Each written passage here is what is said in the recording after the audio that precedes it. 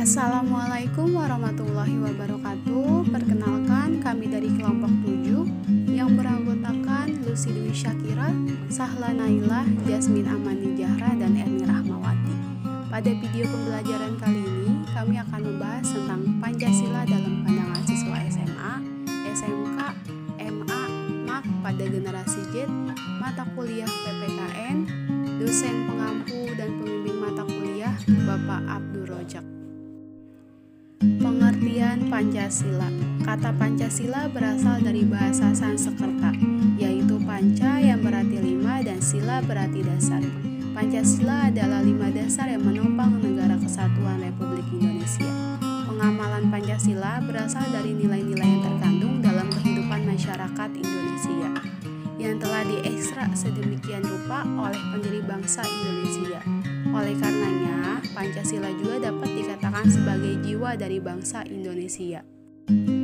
Pancasila dalam generasi Z. Pancasila harus dijadikan acuan bagaimana generasi Z juga dalam menjalani hidup bermasyarakat, berbangsa, dan bernegara. Generasi Z juga harus bersikap demokratis dengan mementingkan aspek musyawarah untuk mufakat dalam pengambilan keputusan.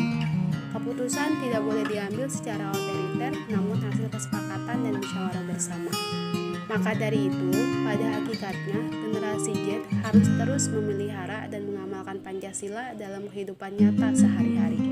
Melalui pendidikan, generasi Z harus sadar bahwa nilai-nilai Pancasila yang ditanam seperti ketuhanan, kemanusiaan, persatuan, gotong royong, musyawarah untuk mufakat, keadilan sosial, patriotisme, nasionalisme, menghormati perbedaan bukan hanya untuk dihafal, namun terlebih dan paling penting adalah untuk diterapkan pada diri sendiri dan menebarkannya kepada generasi Z lain yang sama-sama berperan penting dalam menciptakan Indonesia yang damai, aman, dan tentram.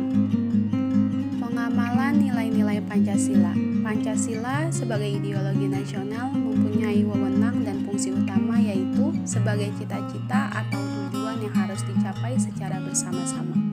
Yang kedua, sebagai pemersatu bangsa sehingga dapat dijadikan solusi dalam konflik. Dalam pernyataan fungsi ideologi tujuan, suatu masyarakat adalah untuk mencapai tujuan dari ideologi itu sendiri. Ada beberapa tokoh yang menggemukkan pendapatnya tentang Pancasila, yaitu Insinyur Soekarno, Muhammad Yamin, dan Notonegoro. Yang pertama, Insinyur Soekarno. Pancasila adalah isi dalam jiwa bangsa Indonesia yang turun-temurun lamanya terpendam bisu oleh kebudayaan Barat. Dengan demikian, Pancasila tidak saja falsafah negara, tetapi lebih luas lagi, yakni falsafah bangsa Indonesia. Yang kedua, Muhammad Yamin. Pancasila berasal dari kata panca yang berarti 5 dan sila berarti sendi atas dasar atau peraturan tingkah laku yang penting serta baik. Dengan demikian, Pancasila merupakan 5 dasar yang berisi pedoman atau aturan tingkah laku yang penting dan baik. Dan yang ketiga, Notonegoro. Pancasila adalah dasar falsafah dari negara Indonesia, sehingga dapat diambil kesimpulan bahwasannya Pancasila adalah dasar falsafah serta ideologi negara yang dapat diharapkan menjadi pandangan hidup bangsa Indonesia sebagai dasar kesatuan. Dari tokoh-tokoh nasional itu, seharusnya kita sebagai generasi penerus bangsa mampu menerapkan nilai Pancasila dalam kehidupan kita. Patutnya kita menghargai jasa-jasa pahlawan yang sudah berhasil merumuskan dasar negara guna sebagai pedoman hidup kita. Perjuangan demi kemerdekaan Indonesia melalui jalan rintangan yang berat. Namun, para tokoh pahlawan Indonesia tetap pantang menyerah. Menerapkan Pancasila dalam kehidupan dan perilaku sehari-hari, salah satu kedudukan Pancasila bagi bangsa Indonesia adalah sebagai pandangan hidup berbangsa, yakni mengandung pengertian bahwa nilai-nilai Pancasila merupakan pegangan dalam mengatur sikap dan tingkah laku yang menjadi pedoman. Bangsa Indonesia harus menghayati dan mengamalkan nilai-nilai kebenarannya. Jika tidak diamalkan, maka pandangan hidup tersebut tidak bermanfaat sama sekali dalam kehidupan sehari-hari. Dalam keadaan tersebut, bangsa Indonesia akan mudah dimanfaatkan pihak-pihak tertentu sehingga terjadi perpecahan.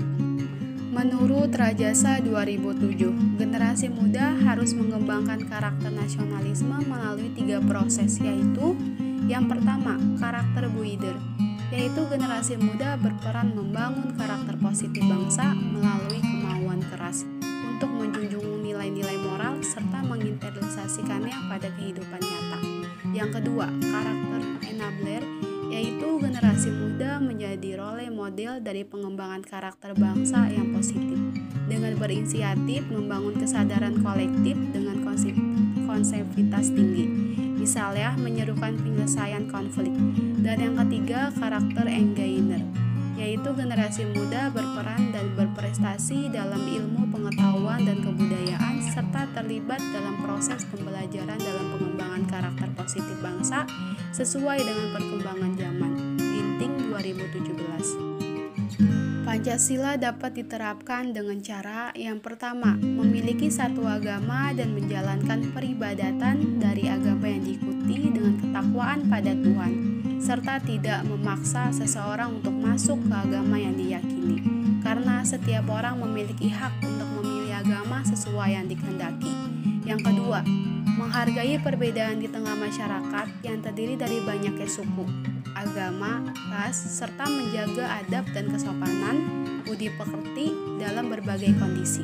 Dan yang ketiga, cinta pada tanah air untuk menjaga persatuan dan kesatuan di tengah masyarakat, karena menyadari bahwa kita bertanah air satu, Indonesia, serta meningkatkan kreativitas karya yang kita hasilkan. Sekian pemaparan dari kelompok kami. Wassalamualaikum warahmatullahi wabarakatuh.